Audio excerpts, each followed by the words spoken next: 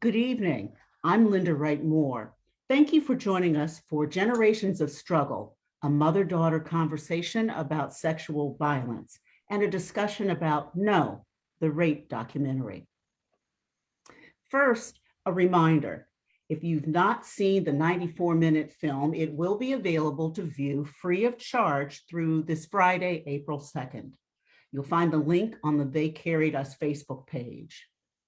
Tonight's discussion is brought to you by the authors of They Carried Us and Arch Street Press in collaboration with other sponsors, including Women in the Life Association, Gender Justice Fund, CCP Women's Outreach and Advocacy Center, Philadelphia Commission for Women, the Paul Robeson House, and the Colored Girls Museum. Our guests are all on screen with me. They are Aisha Shahida Simmons, for whom the film has become a lifelong project as a filmmaker. Also here is Aisha's mother, Gwendolyn Zohara Simmons, who's featured in the film. She's a veteran civil rights activist and a professor emerita of African American and Islamic Studies at the University of Florida. Both of them are profiled in the anthology about the social impact of Philadelphia women leaders, They Carried Us. The co-authors of the book are also here, Fasaha Traylor and Alina Baker Rogers. Welcome to everyone. I don't hear anything. Oh, Thank you. You're there. Welcome, Okay. welcome. Okay, let's get started. Aisha, in your profile in the book They Carried Us, you state that in making the documentary, quote, I transformed my unspeakable trauma into my life's work. How did dealing creatively with issues of sexual violence in the Black community enable you to transform yourself from a victim of incest and rape to a survivor and an activist? Traylor and Alina Baker Rogers. Welcome to everyone.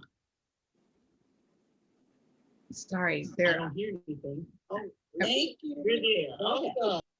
Uh-oh. Okay. It's Let's something. get started. I Aisha. It's playing back.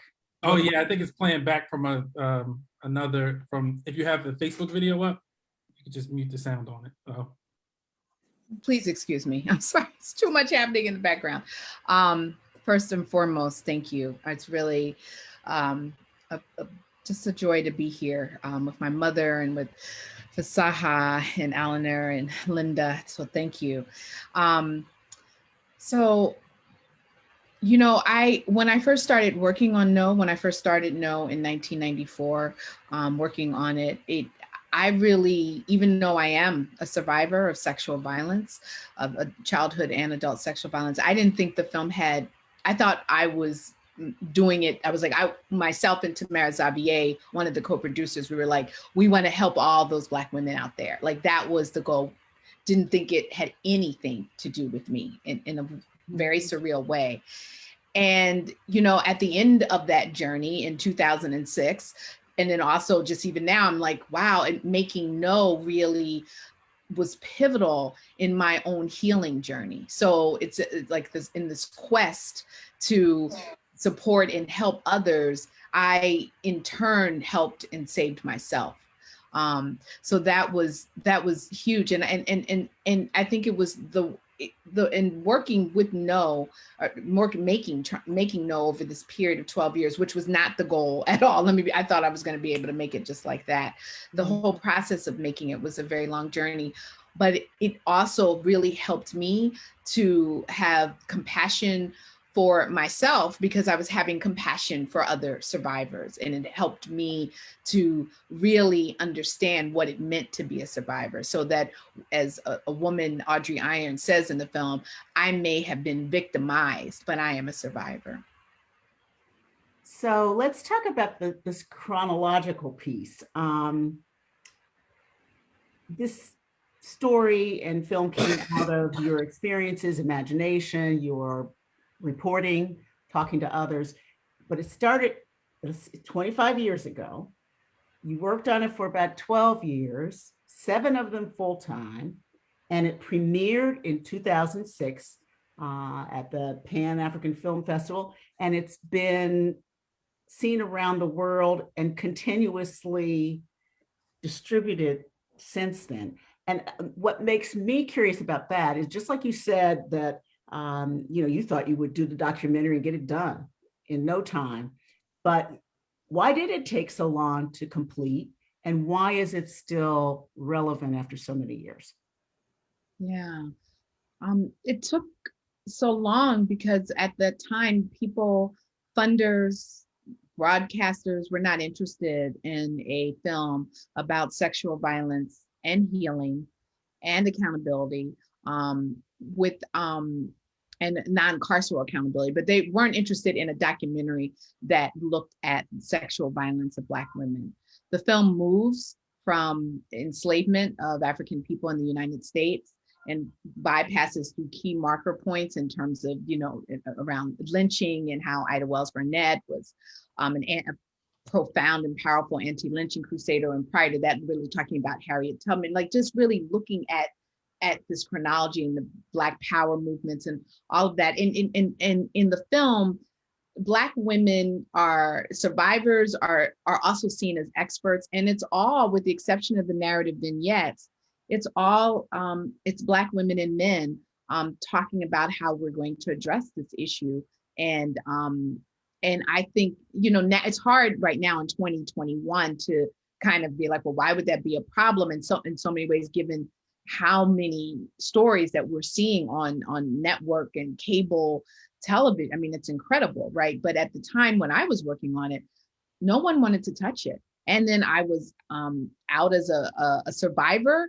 I was young. At that time, I was in my early 20s. I hadn't made a feature-length film before. I only had shorts. I'm a lesbian. So it was just all of these things I think just kind of raised eyebrows. And I want to be clear that I don't think anyone is interested or was interested in talking about sexual violence. So those youth and survivor identity and queer identity, all those were kind of used as excuses not to support the film. So that's why it took 12 years. Mm-hmm. I studied with Toni Cade Bambara in Philadelphia at Scribe Video Center. And she always used to say, it's the community that you want to name you. And I heard that as a young 20-something person. And now as almost 52, I really understand what that means, because it ended up becoming a grassroots international community project in terms of how it got made, was through contributions from people all across the United States and in various countries in Europe, really helping to make the film. And as a result, instead of being accountable to institutional funders, I was accountable to community, and really was able to center the voices of Black women survivors and amplify the scholarship and music and poetry of Black folks who are talking about how we can disrupt and end this atrocity. So with taking into account that you did have, in a sense, even though you struggled in terms of funding, you did have support from the community that you were making this film for. What kinds of responses have you gotten? Are there things, I know you've been getting responses for a long time, but in terms of sort of the global response, and I'm particularly curious about how the work was received in the Black community, both then when it was initially released in 2006 and like now. Yeah, I think that No is in a unique situation because in many instances, because No didn't have a mass mediated release, it wasn't on, major network television or public broadcast, so that the screenings were at film festivals, they were colleges and universities, in prisons, at rape crisis centers. So many people who attended those screenings, they might not necessarily be like, on the front lines of anti-violence movements, but there was an interest, and so I share that to say, so as a result, I didn't receive the backlash that I expected, like for instance, that an Alice Walker received, or who for The Color Purple, or Ntozake Shange for Colored Girls. Like I really was expecting that. But I think because even no flew below a certain radar, that played a role in kind of folks not knowing about its existence in a way for it to be like, let's have a conversation piece about that. With that shared, however, I've received, I mean, overall, really positive and affirming responses. I mean, that I've yet to have a screening here or internationally. And there have been instances many times internationally when myself and the people who know were the only people of African descent and the only folks speaking English, where folks were saying, this is my story. So, you know, in various being, if it's Roma Sinti folks in Eastern Europe, or Algerian women in France, I mean, that, so you really just, I really grasped a deep understanding of the universality of rape. I've had screenings in Black churches where I was present, and then other Black churches were using the work as a tool. An organization, Men Stopping Violence, which is a multiracial organization, but they work in communities, and it's used as a tool for their eradication of violence. So there's been a lot of affirming response. I would say the hardest and harsh response was making it.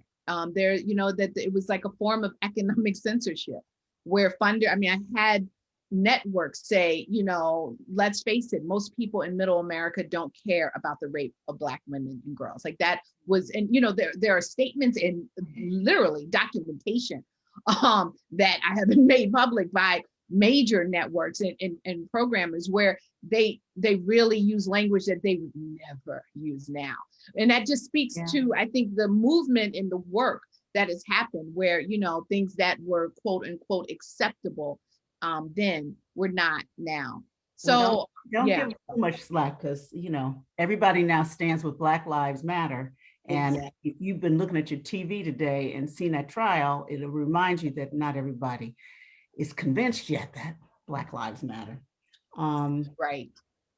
I'm always editorializing. No, speak the truth.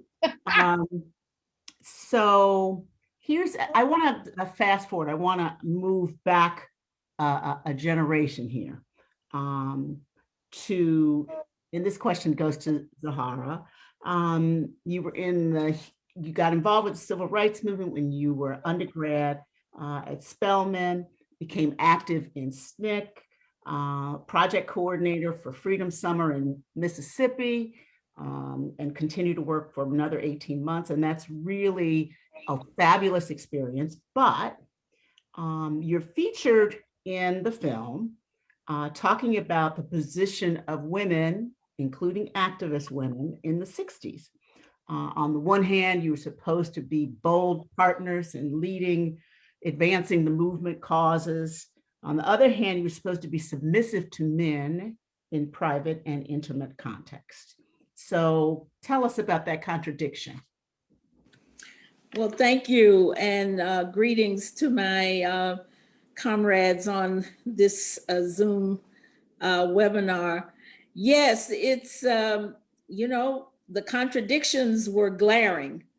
I find that sometimes people don't like for us women, movement vets, to talk about the reality of that time when some of our male comrades really did harass, and in my case, I was certainly sexually assaulted.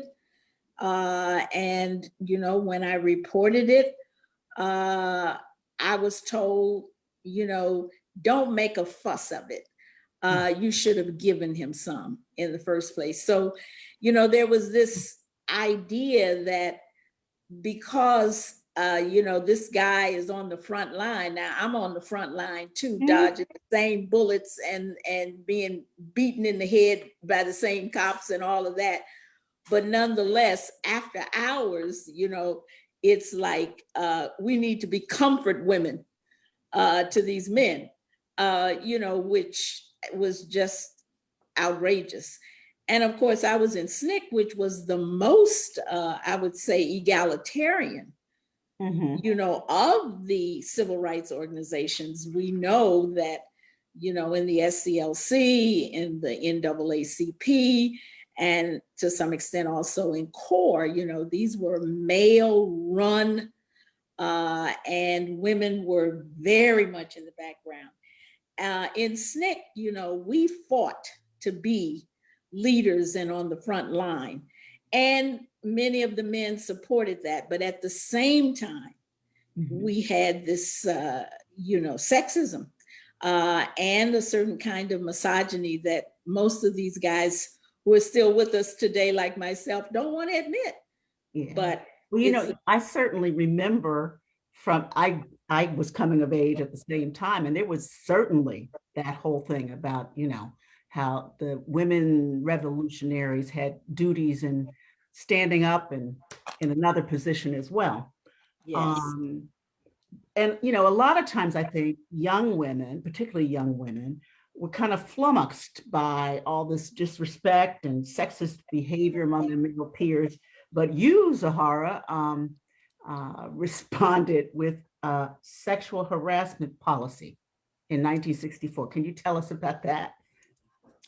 Yes, for Mississippi Freedom Summer, we had large gatherings, sometimes as many as 500 people in 2 different orientation sessions. And it was at one of those orientation sessions that I was sexually assaulted by someone whom I looked up to. And I saw others. So when I was assigned to Laurel, Mississippi, not initially to be the project director, but to be the head of the Freedom School, and through something that none of us had foreseen, the project director was going to be sent to Parchment Prison for 5 years or signed that he would leave the state for 5 years. So then, the leadership of the organization said, we don't have anybody else to send. It really meant we don't have any men to send. So you need to become the project director interim, and we will send somebody male to replace you. So I happen to be one of 3 women to be project directors. So now, having had that experience myself, and being, I felt assaulted a second time when I was told, what am I complaining about? I should have given him some. I mean, I was so mad and outraged. And so when I became project director, I said, no men will be able to stay on this project who assault or harass movement women, women on the project, or any women in the community. And the men had to sign that. Well, over the summer project, we had 23 volunteers, most of them white young men, some white women also. And so, they didn't like it, but I said, well, you sign or you leave. Right, So right. they signed. And this But got you a special nickname, didn't it? yes, it did. I was called the Amazon, and our project was the Amazon Project. That nickname really was applied to us after the summer, when all of the volunteers had returned home, except for 2 women. So there were 3 women, 2 white women and myself. And so we couldn't get initially any guys to come and work with us, because they said, oh, we're not coming to that project. Those are Amazons. We're not signing any statement. So later, because 2 high school young men were kicked out of their high schools in Hattiesburg, and it was believed Hattiesburg was 30 miles south of Laurel, and there was fear that they were in danger for their lives. So they sent them to Laurel, and they were high school young men, and they didn't care anything about it, and they were so glad to get out of Hattiesburg. So our project went on with the 5 of us. So let's try to tie these two things together. It's half century later. We're in the era of Me Too, and there's renewed emphasis with all sorts of examples always surfacing of no means no, no matter when you say it.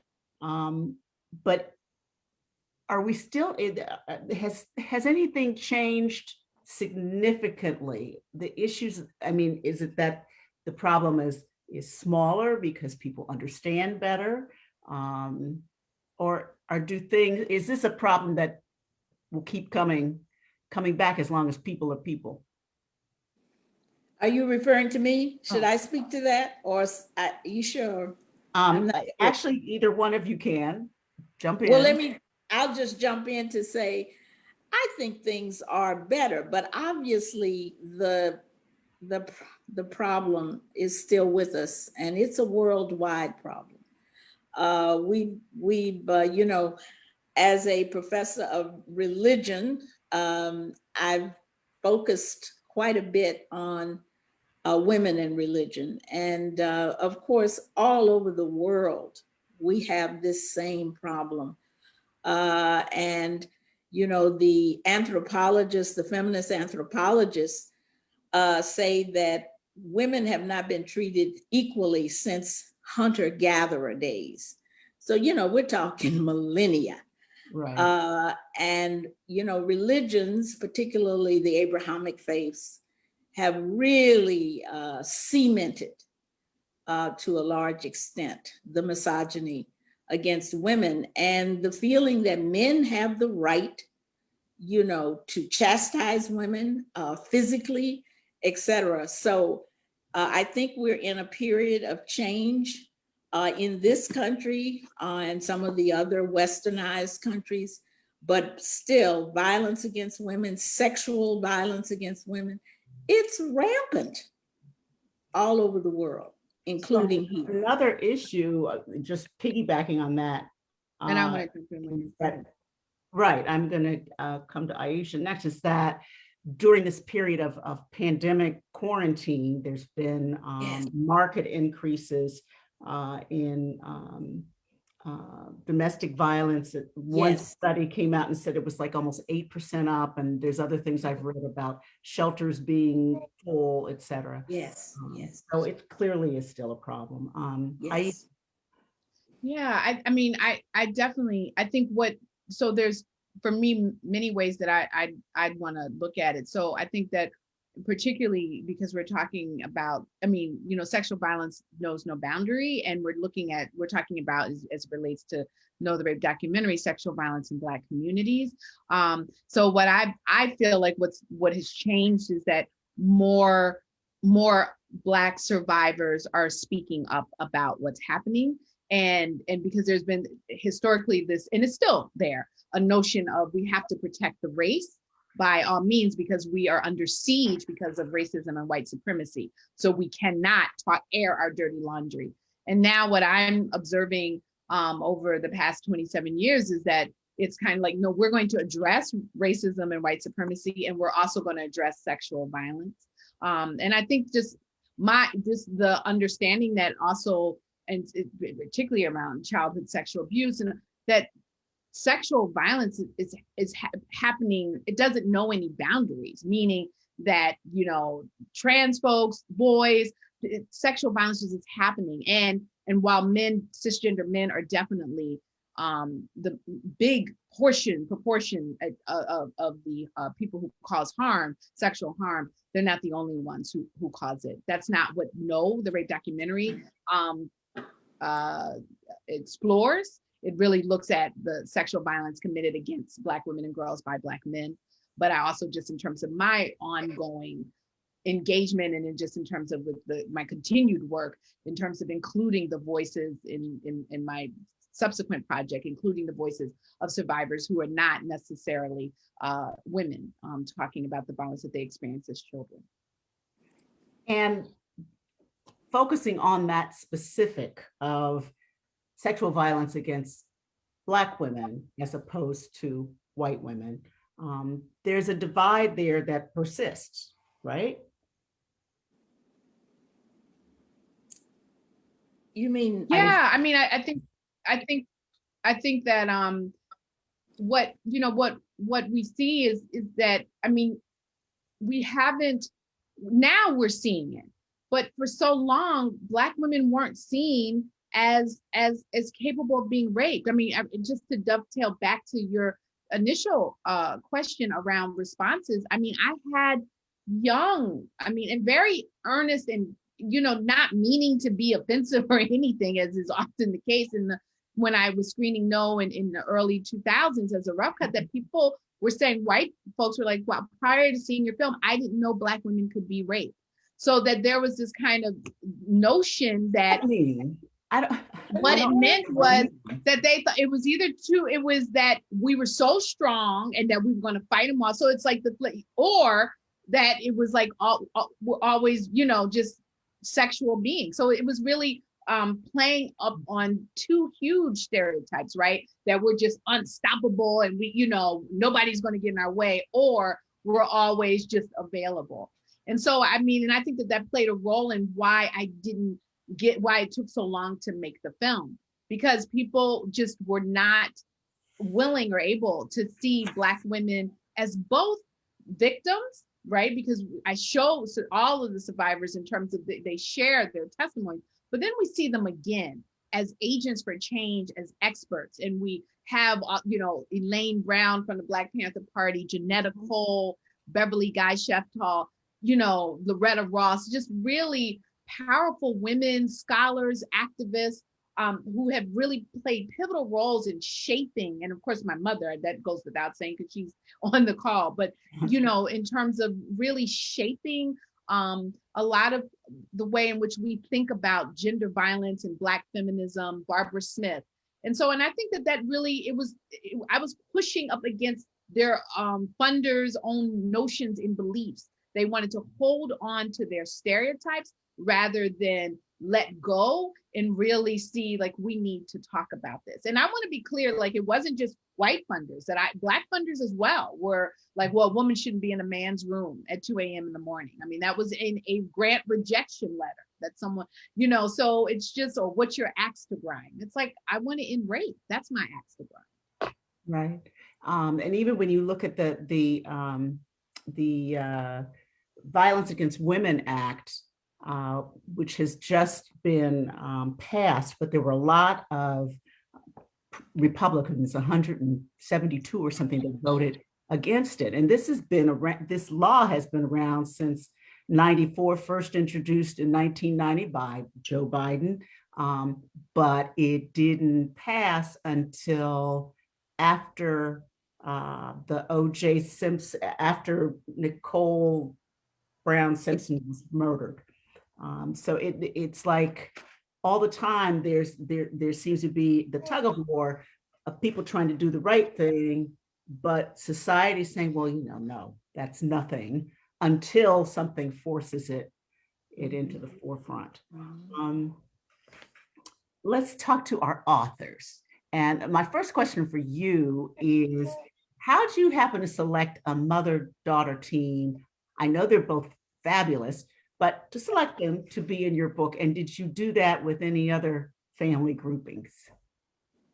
Well, let me just say that there are a lot of families in They Carried Us. And, I think that the Simmonses are really an important family. So are the Fortons.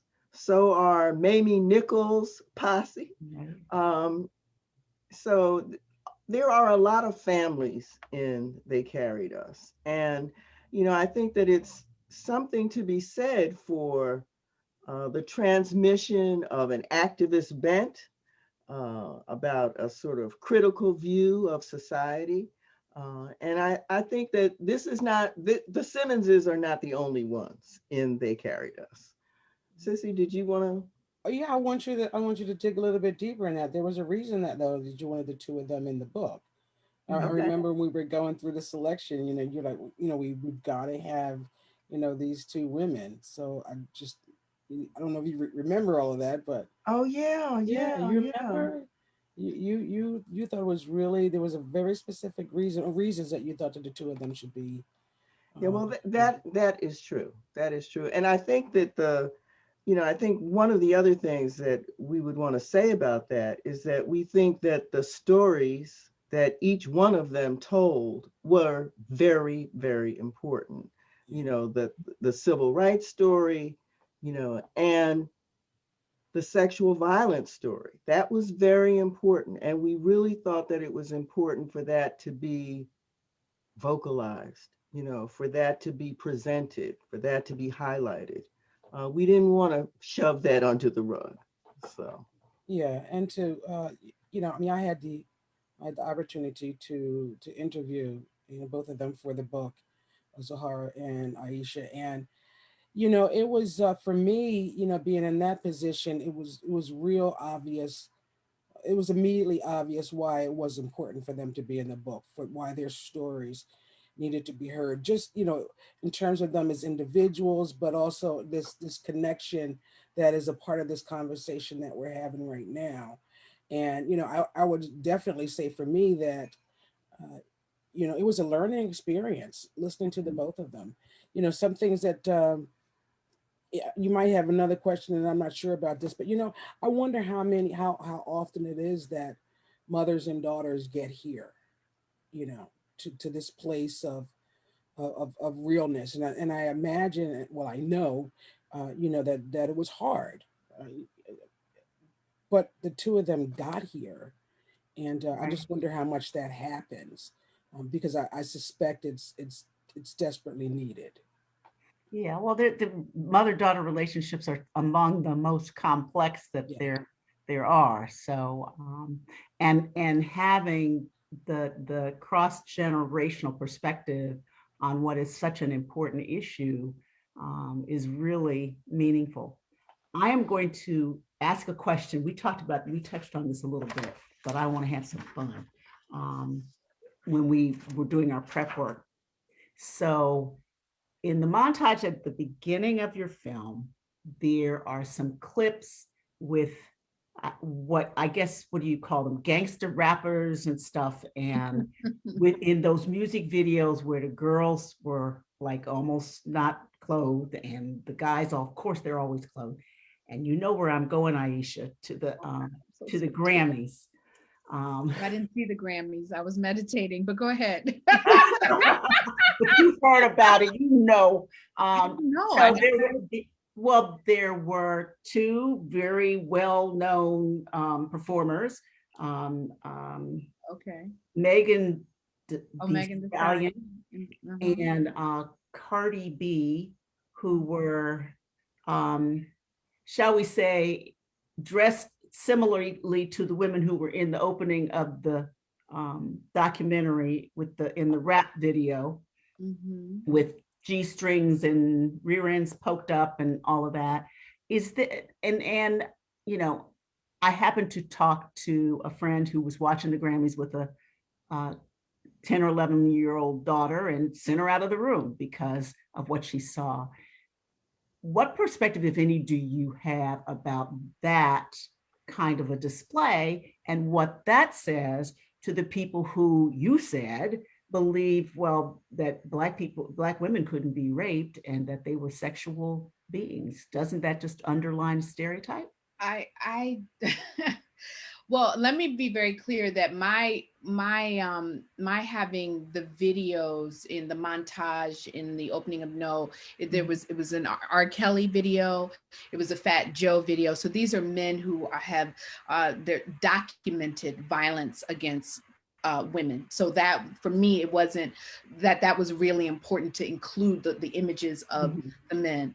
I really do not participate in any form of blaming or shaming women for the choices that they make about how they dress, about how they earn a living, about their lyrics. I think for me, the work is on dismantling the violence that is committed. So people could have said, oh, Trayvon Martin shouldn't have been wearing a hoodie. There was a whole kind of question about attire or pull your pants up. And we don't, when it comes to kind of in those response around race, we don't accept that, usually, particularly when people are being killed. So I don't really care if you're butt naked. I don't care if you're a sex worker. I don't care if you have multiple sex partners. If on that last sex partner you said no and that person didn't honor you're saying no, it's not your fault. There is an analogy of like, I could carry a lot of money in my purse. I could leave my laptop. I mean, nobody's going anywhere because of COVID at Starbucks. I could like leave it. Let's say I forgot I left the laptop there, right there. And if somebody took it, and I don't believe, I'm an abolitionist, but if I called the police and we track my iPhone or computer, I could press charges against them. So we could say, Aisha, you shouldn't have done that. How dare you leave your computer in the coffee shop or whatever? You shouldn't. And that, that may be true, but we wouldn't be like, we would also say that person shouldn't have taken that. So right. I think that, and so I think in that kind of thing, it's a very, dangerous, I believe, slope when we get into, well, they shouldn't be dressing or doing or performing or all that because they're allowing the violence to happen, when we know that sexual violence happens to babies, to elderly. And I don't think it's, and as it relates to no, Cardi B, I think, was 2 when I started working on No, and Megan wasn't even here. So, and then when it could have been Lil' Kim. And at some point, Eleanor and I had talked about the blues women. You look at some of those lyrics of Bessie Smith and Ma Rainey, that there's always some in my bowl, right? Where music. So that's where I come. If people don't want their children to see something on TV or listen to music, then I believe that people who are in charge of the children, then, at that time, then that's important. And I hope that they would at least have a conversation about why they make that decision. But I really do not go into blaming women or any survivor for the violence that they experience. Okay, I think you made your point very well. Because, and it basically is what I said earlier, that no means no, no matter when no comes. And therefore, people have a right to project themselves as they want. But it did cross my mind because the imagery of that just hits me in the face. No, and you're not the only person. So I don't want to be, I get these, this is not like, oh, the first time I get this question, which is why I'm very clear, have a clear response to it. You know what I'm saying? Like, so I want to be, that this comes up a lot. And I think it is, even if it's, I don't agree with her, I think it's important that we have these conversations. I think I'd much rather put it out on the table so we can discuss it rather than people thinking it and not talking about it. So I'm glad, I'm like, but I'm glad you asked the question so that I, address it based on my experience and perspective. I forgot to say, if anybody has questions, you can put them in the chat and we will answer you. So here's I love this question. It's now, it was 25 years ago when you started this journey, and it's now 21st century. If a lot of funders got together and gave you a big barrel of money to do No, the rape documentary, the sequel, and you start from scratch, what would you do? What would be the story you would tell for this day and age?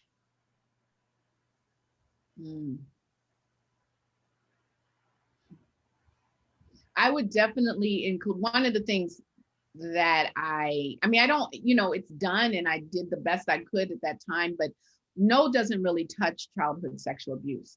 There's mention of it, but it doesn't touch it. And that's because, Alan referred to it in terms of how we got here, my mother and I, because I am a survivor of childhood sexual abuse. And my mother and I have done a lot of, and my father offline have done healing work around their bystanding roles to the abuse. And so I share that to say that I would really include that. I would start there because I really firmly and unequivocally believe that childhood sexual violence is foundational to all forms of violence. I address this in my anthology, Love with Accountability, digging up the roots of child sexual abuse.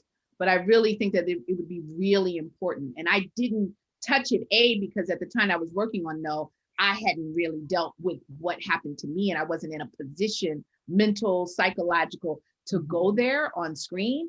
But I really think that that is really key, because I believe that we are taught to protect, all of us, regardless of race, to protect the family at all costs. And so then as we get older, the family grows to, we protect the church, to, as we protect the community, to we protect celebrities that we don't know, but we feel an attachment to politicians. So and we keep it in, or we keep it silent. And so I think that there's something really deep connected to that. So many survivors who've been abused as children, as I am one, have been assaulted as adults. I'm one of those folks. So I would really look at that. I would include the voices of survivors who were not, who were trans, who were members of LGBTQ community. They're in No, as I'm one. So I'm not in No, but they're in No, but we're not talking about sexual violence. I'm not, as a director in the original No, in the first No, looking at all the ways in which sexual violence manifests itself. And I think I would really dig deep in terms of sexual violence in our radical, powerful movements for ending racialized violence. Because I think so often, as my mother talks about in the film, it's kind of like, we don't have time for this. We've got this bigger issue. We got to deal with the Klan. We got to register people to vote in 1964. And as we know, what just happened last year, we had to register people to vote in 2020. So there's this way in which sexual violence is on the back burner. So for me, what I would want to do is like really look at how all the components and where and how sexual violence touches every component of our lives, and why we have to address it, why we address all of the other societal ills. Okay, let's talk a little bit too about you. One of the purposes of your film was to talk about accountability, to talk about how holding people accountable, and you used a word, non-carceral accountability. What does that mean? I don't believe in prisons and policing.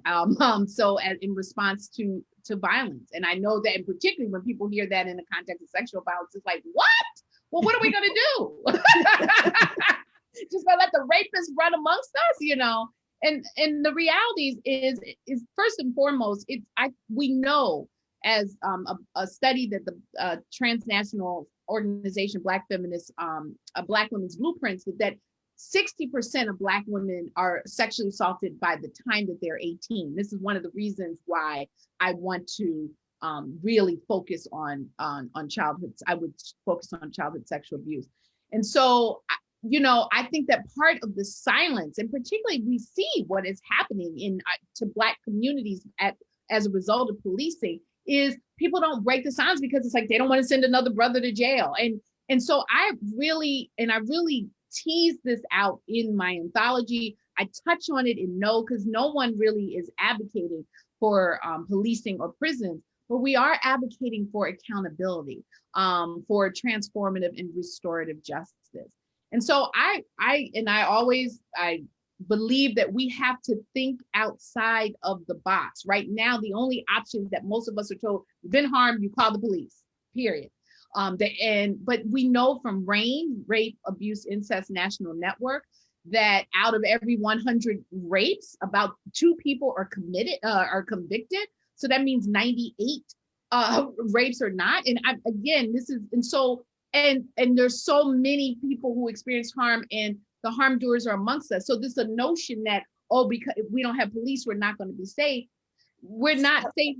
We're not safe because people aren't breaking silence. And so what would it look like if we had responses where the survivors are centered? So I want to be clear that it's not about sacrificing the survivors, but that there are also those who are working with those who commit the harm and hold them accountable in terms of therapy, healing circles, all of that. So of course, this is not something that's going to happen overnight, but that is the work that I envision. It's not work that I come up with on my own. I'm in community with so many who are doing and thinking about this work. So that's where I have a question about healing work in our communities. What strategies should we encourage the community to heal from sexual violence? What steps can people take? And I want to give an example, and it's an old example, but I think it's really important. Many years ago, I was invited to Sixth Mount Zion Baptist Church in Richmond, Virginia. And they had a whole weekend. At the time, the late Reverend Dr. Katie Geneva Cannon was very much involved because she was a mentor, a professor mentor to the pastor and to the assistant pastor, Reverend Eileen Butler. And they had a whole weekend where they screened No. They had Dr. Monica Coleman, who has a book called The Dina Project, which is a whole liturgy for survivors. And for me, prior to that, I was like, this is where we need to be, right? Because that entire weekend was packed. And there was free childcare, there were free workshops, there were conversations centered around ending sexual violence. The preacher, pastor, Dr. Cannon gave the sermon, but he had all of us speak. And I'm not Christian. I wasn't raised Christian, and I'm not Christian. I'm an out lesbian. And so I just say that he brought us all into that pulpit, myself, Dr. Cannon, and Dr. Coleman, to talk about sexual violence, and said, we are going to deal with this issue. We're not going to sweep it under the rug. Was it with his whole congregation, like men and women? Yes, this was men and women. It was profound. I mean, I could see in terms of the parishioners being so moved to be affirmed by their pastor. Because see, that's the work. So when we talk about that healing work, we need the pastors, we need the imams, we need everybody. We need the teachers, the social workers. And so, but when we're talking about community, because that's where people are going on Sundays or on Fridays if they're going to Juma, so that's the work that I think when we're talking about healing, that it's not solely, because churches are on it, and mosques too, around racial violence and Islamophobia. We have to have that same response and reaction when it comes to sexual violence. Yeah.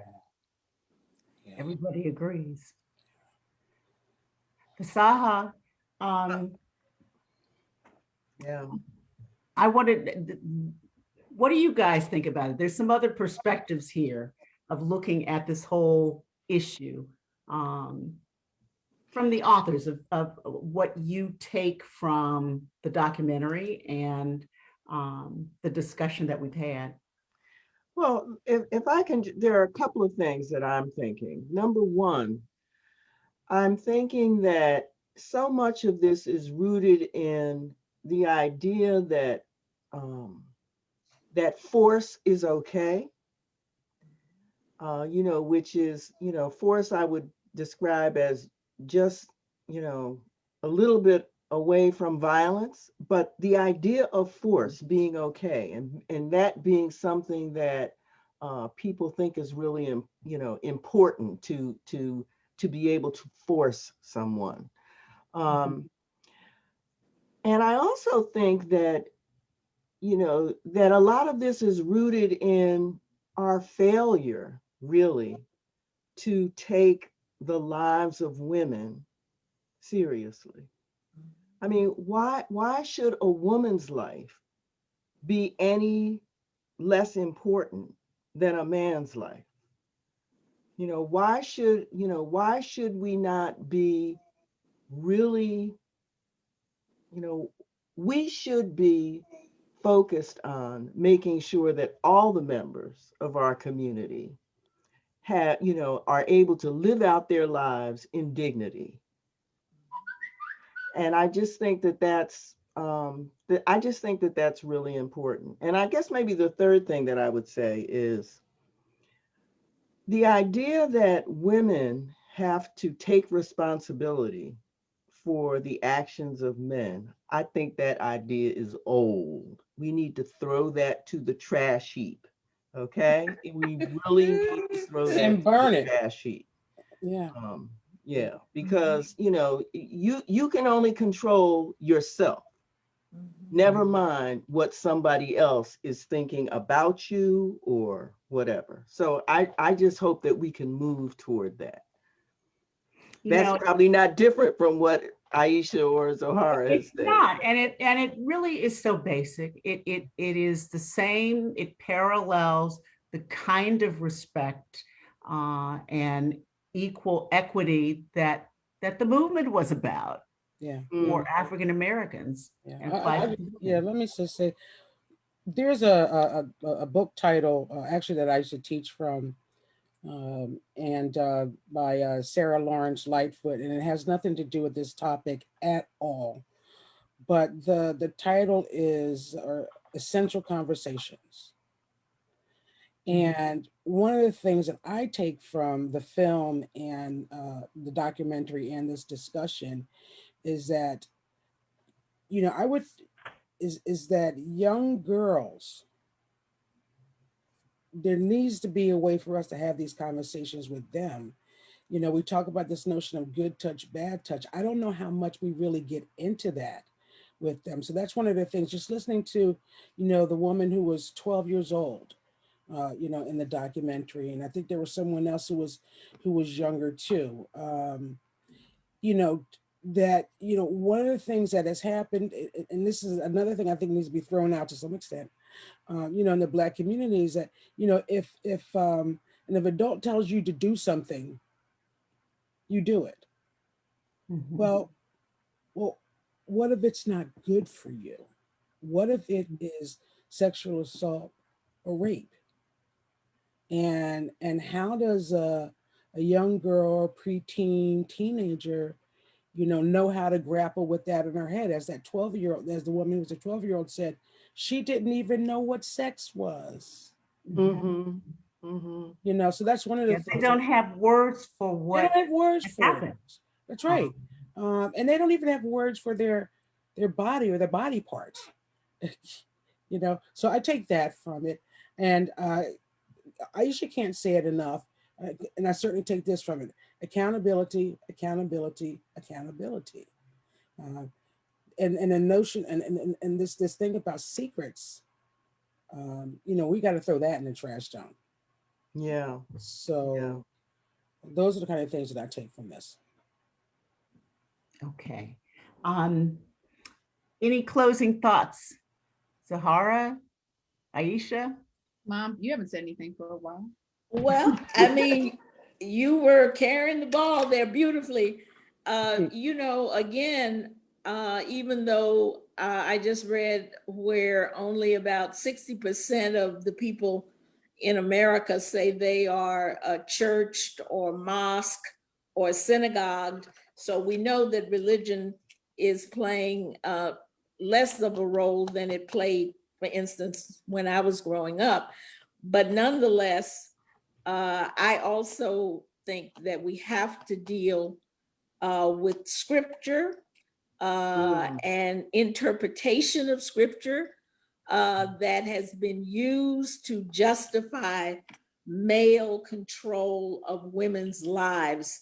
And this is not only in the Abrahamic faiths, this is in, Hinduism, Buddhism. I mean, all of the religions almost that I know of have put women beneath men and men having control over them. And so I think that we have to absolutely deal with that. And we need to, in our schools at the earliest ages, teach our boys and girls that the two are equal, respect for one another and all of that. So I think we have a lot of work to do Yeah. to change this cultural underpinning of violence against women. Thank you. There's a comment here too, Linda. I saw that. Yeah, I'm having What is it? an eyeglass issue It's here. Not it says not too many questions because the movie and this panel have covered everything. Thank you. That's very Thank nice. you. That's nice. Yeah. Nice to Yeah. hear You know, that. one final thought I had, and I meant to mention earlier, is that in watching the film, the overarching thing I came away from it with is that I don't believe this is 25 years old. There was something so elemental and timeless Mhm.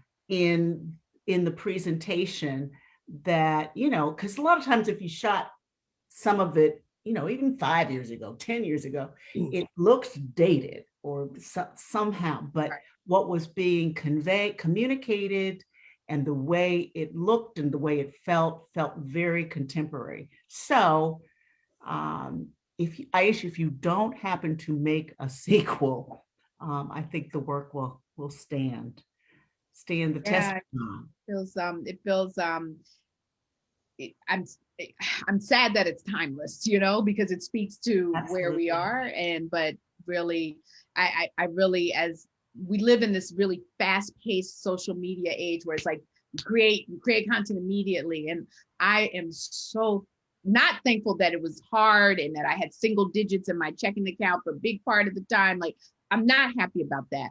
But that long process resulted in an exponentially better film than had I got that money right away. My vision grew because of engagement and learning and listening to so many people, the community that I was accountable to and for at that time. So that is And that was real obvious. That's very obvious from watching Yes. the documentary. And again, you know, it's going to be available. It is available for folks to view until this coming Friday, or through this coming Friday too. Or yeah, it's available for free for if you go to They Carried Us Facebook page.